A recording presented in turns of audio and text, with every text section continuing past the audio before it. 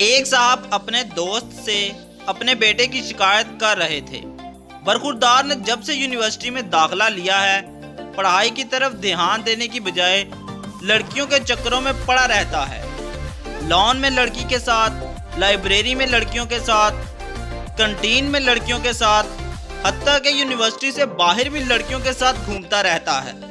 अगर मुझे पता होता कि यूनिवर्सिटियों में यही कुछ होता है तो इसे दुकान पर बिठा देता और खुद यूनिवर्सिटी में दाखिला ले लेता।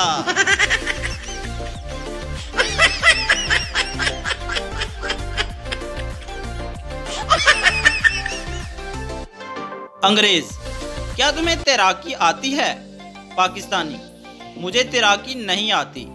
अंग्रेज, तो फिर तुमसे तो मेरा कुत्ता ही अच्छा है, वो तैर लेता है। पाकिस्तानी, क्या तुम्हें तैराकी आती है? अंग्रेज, हाँ आती है। पाकिस्तानी, तो फिर तुम में और कुत्ते में क्या फर्क हुआ?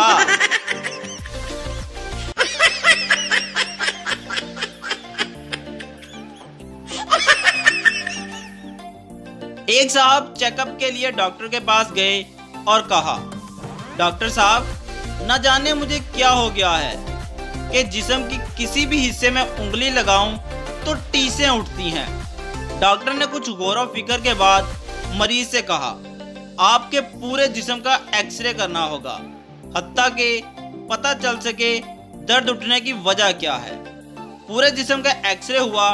डॉक्टर ने तमाम एक्सरे चेक करते हुए मरीज को तसल्ली दी, फिक्र की कोई बात नहीं, आपकी उंगली की हड्डी टूटी है।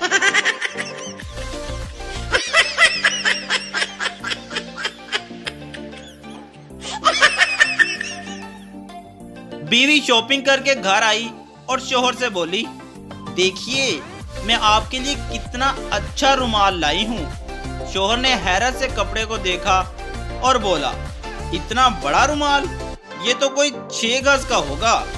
बीवी बोली, आपके रुमाल से जो कपड़ा बचेगा इसका मैं सूट सिलवा लूंगी।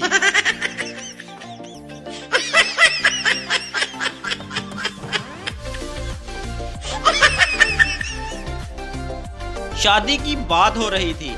लड़के वाले, हमारा लड़का बड़ा इंसाफ पसंद है, सबको एक नजर से देखता है। लड़की वाले, हमारी लड़की बड़ी कामकाज वाली है, हर वक्त एक टांग पर खड़ी रहती है। शादी के बाद पता चला दुल्हा काना है और दुल्हन लंगड़ी है।